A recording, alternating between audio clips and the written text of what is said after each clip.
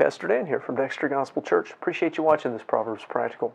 Today's proverb talks about just how terrible adultery and unfaithfulness are. We're in Proverbs 5 verse 14. He says, I was almost in all evil in the midst of the congregation and assembly. So we're in the middle here in Proverbs 5 of a strong warning to be wary of the strange woman, the temptation away from faithfulness, especially in marriage. The way this is worded, there's different ways it can be taken. This could be the closing cry of the hypothetical sinner of the previous verses, the one who has given into this temptation and now faces its terrible results. This could be the personal testimony of the writer, that he sees this catastrophic ending and he realizes how close he came to falling into that tragedy. Had he given into adultery to the temptation of the strange woman, he would have been in all evil. And it was a very close thing. It was a near thing that he didn't fall into it. So he doesn't want his son to take this temptation lightly. It could be also, and knowing what we do about the men that originated these proverbs, it could be that he's emphasizing just how terrible his sin really was, that he committed in having a relationship outside of his marriage, or one that God told him not to have. He could be saying that an adulterous relationship was nearly the equivalent of every kind of evil he could have been involved in.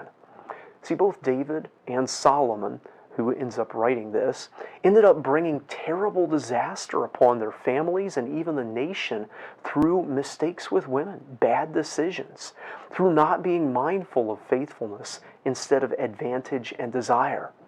Adultery was a death penalty offense carried out publicly, like before the congregation and assembly of Israel. And although neither David nor Solomon were put to death for their disobedience of God's laws about marriage, they had awful consequences for themselves, their family, and the nation. We often want to kind of minimize what we do wrong, make it seem smaller than the wrongs that others do, or less consequential because we could have done something even worse. However, sin is terrible. Unfaithfulness is horrible. Adultery is a shame. And the author might be wanting to acknowledge this brutal reality of the nature of his sin.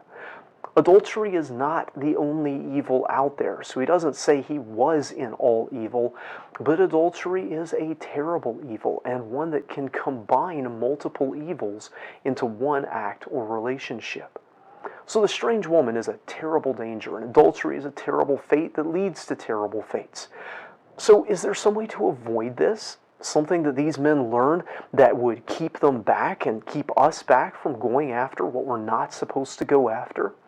There is. And that's what the father is going to share with his son in the next verses. Here it starts getting a little racy as the chapter goes along, but you'll have to catch our next videos for that part of the chapter. I hope this video is a help to you. If so, give it a like. If you haven't already, subscribe to our channel for more comments on the Scriptures. We'd love to see you in the comments here. We'd love to see you here in person at Dexter Gospel Church. Until next time, I hope you stay well and avoid the evils of unfaithfulness.